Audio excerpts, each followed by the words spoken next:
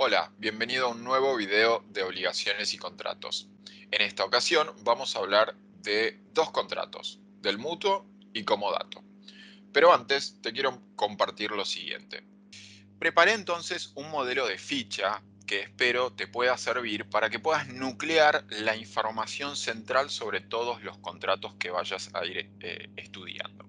Entonces, la propuesta consiste en que pongas ya sea palabras claves, conceptos clave y siempre una referencia normativa para que cuando estés estudiando ese contrato, bueno, puedas encontrar en un único lugar la información relevante o las normas que luego puedas consultar y encontrar rápidamente a la hora de repasar.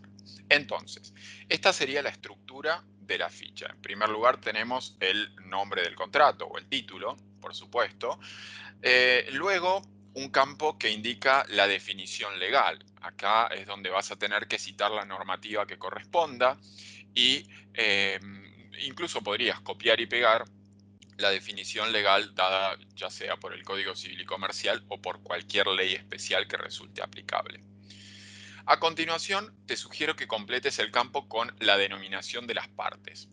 Encontrarás que en algunos contratos es bastante obvia y bastante simple porque quizá estás más familiarizado con esos términos, pero en otros se puede complejizar. Por ejemplo, si estuvieses completando la ficha del contrato de compra-venta, evidentemente las partes son vendedor y comprador. Ahí no tendrías inconvenientes. Pero ¿qué sucede con el contrato de fideicomiso, por ejemplo? En donde tenés el fiduciante y el fiduciario, o con el contrato de cesión, donde tenés el cedente y el cesionario. Bueno, como se complejiza la denominación de las partes, yo te recomiendo que adoptes la metodología de completar siempre este campo, independientemente del contrato que estés estudiando, para, digamos, justamente tener este ejercicio y ser prolijo. A continuación, te propongo que indiques o enumeres cuáles son los caracteres del contrato que estás estudiando. Te hago la aclaración. En la parte especial de contratos, los caracteres son lo que habrás estudiado en la teoría general de los contratos como clasificación.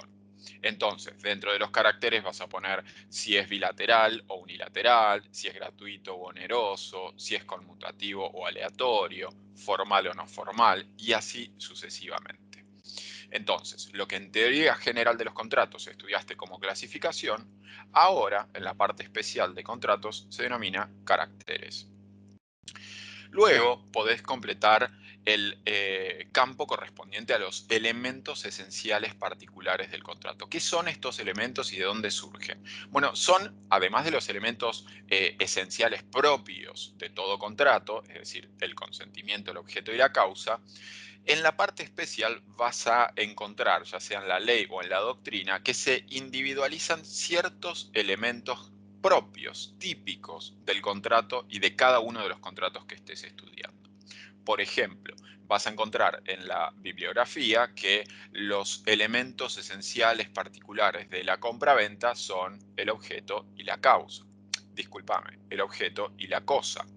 ¿Sí? Estos son propios de la compraventa. Bueno, así con cada uno de los contratos vas a ir identificando elementos esenciales particulares, que te pido vuelques a la ficha porque es muy importante que conozcas la regulación sobre esos elementos concretamente. ¿Cómo seguís? Bueno, completando las obligaciones nucleares de las partes. Y ahí en esta ficha te propongo parte 1, parte 2, denominación. Por supuesto, si estás completando la ficha de la compraventa, donde dice parte 1 pondrías vendedor, donde dice parte 2 pondrías comprador. Y por supuesto esto iría cambiando en función del contrato que estés estudiando. La idea es que pongas las obligaciones nucleares de cada una de las partes y siempre, al menos entre paréntesis, que cites algún artículo o alguna norma o algún rango de artículos para que el día de mañana, cuando quieras consultar específicamente esa regulación, la puedas encontrar muy fácilmente. Antes de finalizar, te propongo también que contemples y expliques los modos y las causales de extinción. Entonces, se extingue este contrato por rescisión, por resolución, por distracto, por revocación, por alguna causal específica prevista en la ley o por alguna causal específica prevista en el contrato, bueno, ese es el campo para que lo completes, lo indiques ahí, siempre haciendo referencia a la normativa. Y por último, un campo de observaciones que está en toda ficha, por supuesto. Para ser simple, ahí te recomiendo que pongas toda la información que no sabes en qué otra parte de la ficha colocar o que consideres que es realmente importante. Por ejemplo, si existen plazos máximos, plazos mínimos, bueno, iría en observaciones. Si el código regula algunas cláusulas especiales, iría en observaciones. Es decir, ahí va lo que quieras resaltar, algo que sea propio de ese contrato y que todavía no hayas explicado en los campos anteriores de la ficha. Creo que con esto y con esta metodología, completando, repito, una ficha por contrato, te va a ser mucho más fácil estudiarlo, te va a ser mucho más fácil comparar los distintos contratos entre sí y también repasarlos antes de rendir un examen o al menos tenerlos a mano para comprender los aspectos centrales sobre ese contrato. Espero entonces que lo puedas incorporar a tu estudio y vamos a continuar con la presentación. Comencemos con el contrato de mutuo. Este contrato estaba regulado en el rango de los artículos 1525 a 1532 y vamos a ir siguiendo a lo largo de este video el orden de la ficha propuesta. Comenzamos entonces con la definición, por supuesto. El código en el artículo 1525 señala que hay contrato de mutuo cuando el mutuante se compromete a entregar al mutuario en propiedad una determinada cantidad de cosas fungibles y éste se obliga a devolver igual cantidad en la misma calidad y especie. Muy bien, acá ya comenzamos con las palabras raras, pero no te preocupes que este contrato es más común de lo que vos pensás. Se trata de un contrato de préstamo, concretamente un préstamo de consumo. Un préstamo en el que una parte, el mutuante, por favor no te confundas con mutante, que es un error muy común, el mutuante se compromete a entregar al mutuario una cantidad de cosas fungibles. ¿Qué son las cosas fungibles? Recordad, son las cosas que son reemplazables por otras de la misma especie en igual cantidad y calidad. ¿Sí? Si yo te doy dinero, te doy 100 pesos, bueno, evidentemente vos me podrés dar 10 billetes de 10 o las combinaciones que a vos se te ocurran. ¿Por qué? Porque equivale a lo mismo. Si yo te presto 100 pesos, no pretendo que me devuelvas el mismo billete con el mismo código, sino su equivalente. Y evidentemente el dinero es fungible. También podría ser fungible, podrían ser fungibles autos de fábrica, autos que todavía no están matriculados, tranquilamente. Granos, ¿sí? Yo te doy en concepto de mutuo determinada cantidad de granos de determinada calidad. Bueno, vos me devolvés también de la misma cantidad y calidad esos granos equivalentes en el plazo establecido. Entonces se trata de un préstamo para el consumo. ¿Por qué digo para consumo? Bueno, porque cuando yo te preste esos 100 pesos o cuando yo te dé esas toneladas de granos, vos vas a hacer lo que quieras con esos 100 pesos o con esos granos. Entonces yo considero que ya los consumiste, de manera que lo que me vas a devolver va a ser el equivalente, no los mismos 100 pesos o los mismos, las mismas toneladas de grano.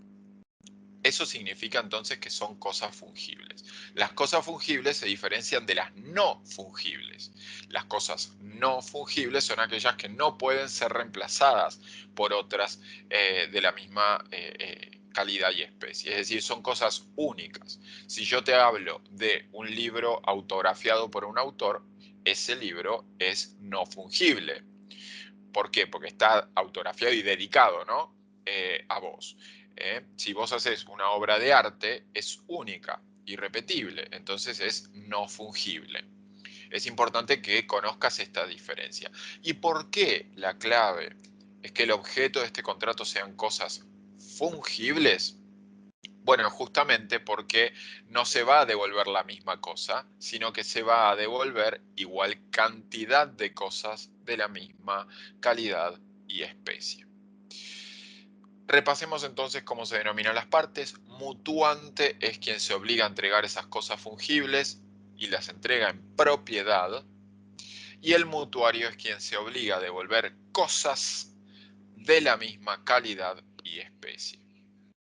Avancemos entonces con los caracteres de este contrato. Es un contrato bilateral porque existen obligaciones recíprocas entre las partes. Es en principio oneroso, salvo pacto en contrario. Eso significan esas siglas, salvo pacto en contrario. Es decir, las partes podrían pactar que el mutuo sea gratuito. Yo te presto determinada cantidad de dinero y me devolves exactamente la misma cantidad de dinero. ¿Sí? Esto se puede pactar, pero si no se pacta, se presume que es oneroso, lo que significa que vas a tener que pagar intereses. Si bien el mutuo digamos, puede darse en dinero o en otras cosas, siempre que sean fungibles, los intereses siempre se dan en dinero. Aun cuando yo te preste esos granos, bueno, los intereses se liquidan en dinero. Y si yo te presto dinero, por supuesto, los intereses, de más está decir que son en dinero. ¿Qué tipo de intereses me vas a estar pagando? Los compensatorios. ¿Sí? Toda vez que yo te presto dinero a vos, vos me vas a tener que devolver el capital más los intereses que me van a compensar todo ese tiempo del que yo no pude gozar de ese dinero porque te lo había prestado a vos. Esos son los intereses compensatorios. Pero cuidado, que no son los únicos que se pueden generar. Imagínate, yo te presto 100.000 pesos y vos te obligas a devolverlos en 18 cuotas más intereses. Bueno, venís pagando bárbaro, pero en la cuota número 10 dejas de pagar. Te invito a pensar, ¿cómo vinculas esto con lo que estudiaste en obligaciones? Hice este espacio al solo efecto de que pienses y vincules el tema con mora. Vos ya estás en mora si no cumpliste con la obligación, porque esta obligación es a plazo. Y recordá que en las obligaciones a plazo la mora es automática.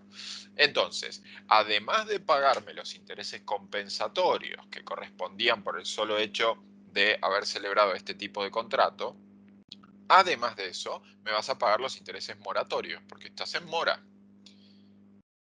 Y si nosotros habíamos incluido en el contrato una cláusula penal en la que se establezca una sanción para el caso de incumplimiento, vas a tener que pagarme además los intereses punitorios. Punitorios viene de punir, de sanción, ¿sí? Pero bueno, por supuesto, los punitorios solo se pueden cobrar si estuvo previamente estipulado esto. Entonces, los intereses que se generan naturalmente en este contrato son los compensatorios, pero cuidado porque se podrían acumular los moratorios si el deudor está en mora. El deudor acá es el mutuario, y los punitorios si previamente las partes los hubieran pactado. Es un contrato de cumplimiento instantáneo respecto del mutuante, pero de cumplimiento diferido respecto del mutuario, que va a ir pagando en pagos periódicos, aunque podría ser también en un único acto. Es un contrato conmutativo, dado que las ventajas son ciertas al momento de la celebración. Es nominado porque está regulado por la ley. En principio es no formal, aunque el mutuo dinerario, digamos, dado por un banco, sí está regido por las normas del Banco Central. También es un contrato de financiamiento y suele ser un contrato por adhesión, en el que, por supuesto, el mutuante preestablece las cláusulas y el mutuario solo se puede adherir. Vayamos ahora a lo que son las obligaciones de las partes en este contrato. En primer lugar, respecto del mutuante, entregar en propiedad esas cosas fungibles, recibir la devolución de estas cosas en tiempo y forma convenidos, conservar la cosa hasta su efectiva entrega y responder por evicción y vicios redditorios siempre que sea oneroso. Acordate que la responsabilidad por evicción y vicios redditorios son efectos de los contratos onerosos. Entonces, cada contrato oneroso que estudies va a tener como elemento natural esa responsabilidad. Pasando al mutuario, este va a tener que devolver las cosas en la misma calidad y especie convenidos, va a tener que pagar los intereses compensatorios, es lo que te expliqué hace un rato nada más, y recibir la cosa al tiempo de celebrar el contrato o cuando sea convenido. Vamos con los modos y causales de extinción. Bueno, de más está decir, el modo normal sería el cumplimiento en tiempo y forma. Yo te presté los 100.000 pesos en 18 pagos más intereses, vos me los devolviste en 18 pagos perfectos y puntuales con sus intereses, así que todos contentos.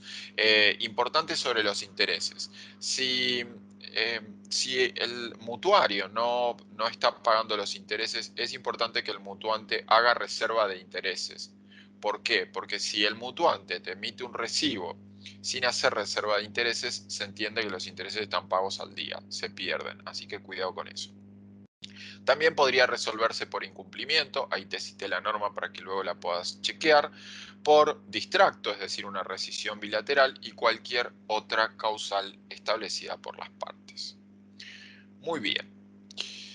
¿Para qué sirve este contrato? Bueno, me autospoilé de alguna manera porque te comenté que es un contrato de financiamiento. Como es un préstamo de consumo, es un contrato que podríamos utilizar, el mutuo dinerario fundamentalmente, para financiarnos. La desventaja que podría llegar a tener este contrato es la tasa de interés que estaría pagando el mutuario, ¿sí? Pero bueno, a tener en cuenta que sirve para financiarse. Pasemos ahora al contrato de comodato. Este contrato está regulado en el rango de artículos 1533 a 1541, es decir, a continuación del contrato de mutuo. Y siguiendo el orden de las fichas, tenemos que señalar su definición. Hay contrato de comodato si una parte se obliga a entregar a otra una cosa no fungible, mueble o inmueble, para que se sirva gratuitamente de ella y restituya la misma cosa recibida. A ver, más señales no te pude dar, te puse en negrita, te subrayé lo clave. Esto es realmente importante para que lo logres diferenciar del contrato de mutuo. Porque fíjate, el comodato es un préstamo, pero en este caso es un préstamo de uso, no de consumo, como habíamos visto con el mutuo. El comodato es un préstamo de uso gratuito. Ahora repasamos las partes y el objeto y luego te voy a dar algunos ejemplos de la vida real de este contrato. Las partes se denominan comodante, que es quien da en préstamo estas cosas no fungibles para su uso, y comodatario es el que las recibe y tiene que devolver la misma cosa recibida con sus frutos, porque no se transmite el goce de la cosa, solo el uso. Así que cuidado con eso también. En cuanto al objeto, fíjate, en este caso son cosas no fungibles, muebles o inmuebles. Ya expliqué hace un rato nada más cuál es la diferencia entre cosas fungibles y no fungibles. Ahora bien, las cosas fungibles podrían también ser objeto de un contrato de comodato siempre que se obligue a restituir la misma cosa. Y ahí voy con los ejemplos. Primero vamos de lo básico y luego vamos con la excepción, que es este último caso en el que una cosa fungible podría ser objeto del contrato de comodato. Vamos con ejemplos. Vas a la biblioteca, pedís un libro. Comodato, préstamo de uso gratuito. Te llevas el libro y en determinado tiempo estás obligado a restituir el mismo libro.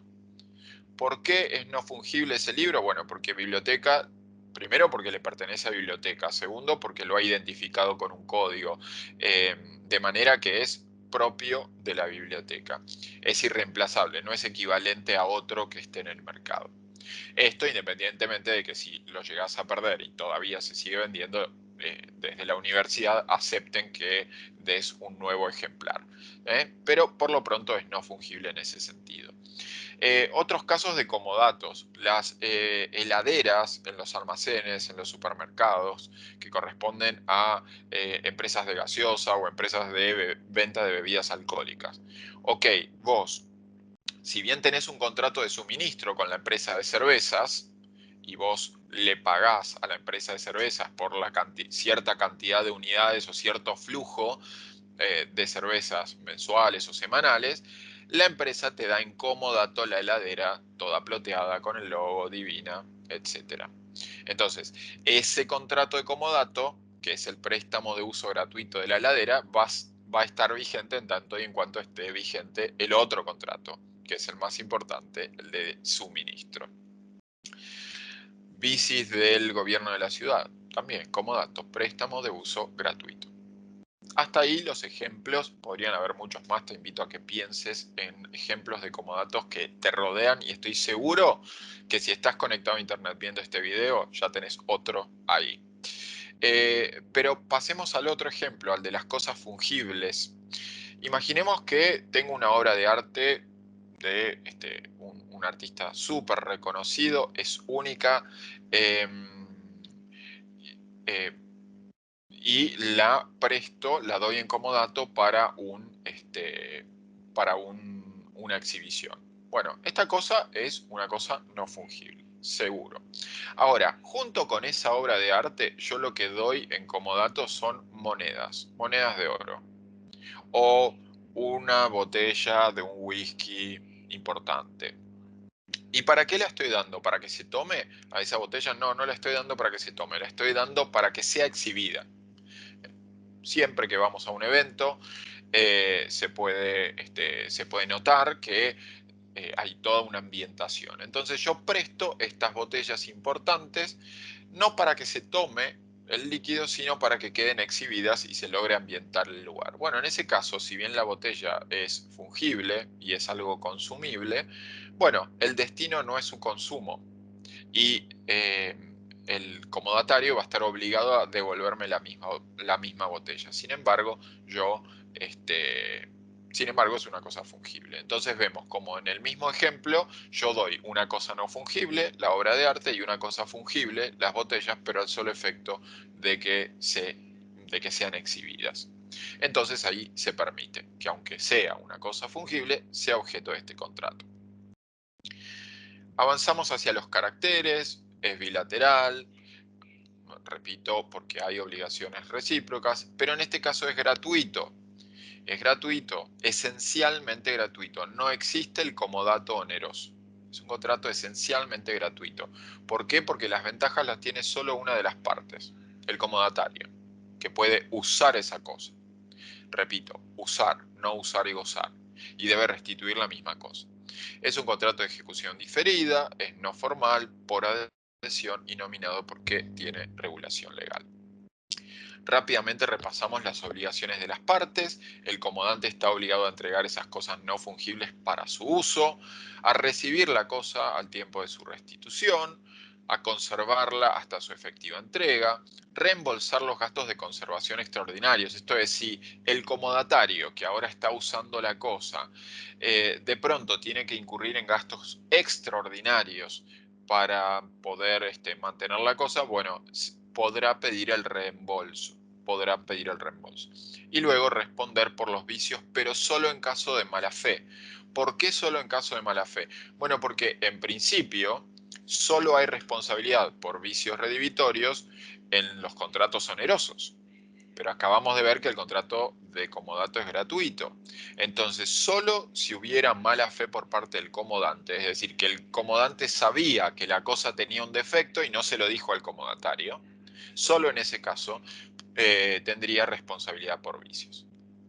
En cuanto al comodatario, deberá usar la cosa recibida, restituir la misma cosa con sus frutos, si los hubiere producido, restituir la cosa anticipada en caso de necesidad o urgencia del comodante. Este es un supuesto excepcional que está previsto en el 1539, te invito a leerlo, y tiene que ver con que el comodante podría exigir la restitución anticipada en ciertas circunstancias. Una de ellas es que necesite esa cosa por urgencia o por necesidad. La otra es que esta cosa esté siendo utilizada para otro destino, distinto del pactado. Así que a tener en cuenta eso también. En cuanto a la extinción, el cumplimiento en tiempo y forma, la destrucción de la cosa, acá la cosa es esencial porque se está usando, de manera que si se destruye se extingue el contrato, el vencimiento del plazo, la voluntad unilateral del comodatario, esto también, la muerte del comodatario podría ser una causal de extinción, salvo que se estipule lo contrario, y cualquiera otra establecida en el contrato. ¿Para qué me sirve el comodato? Bueno, fundamentalmente cuando necesito usar algo y no quiero o no puedo comprarlo, fundamentalmente. Cuando necesito usar algo que lo voy a estar usando por muy poco tiempo o lo voy a usar para un fin determinado, pero luego ya no estoy interesado en conservarlo en mi patrimonio. Entonces, en vez de comprarlo, quizá tengo el capital para comprarlo, pero honestamente no me sería funcional hacerlo. Entonces, sirve para este tipo de casos. Tener en cuenta que yo estoy usando la cosa y no gozando de la misma, lo que significa que no me puedo quedar con los frutos que produzca esta cosa.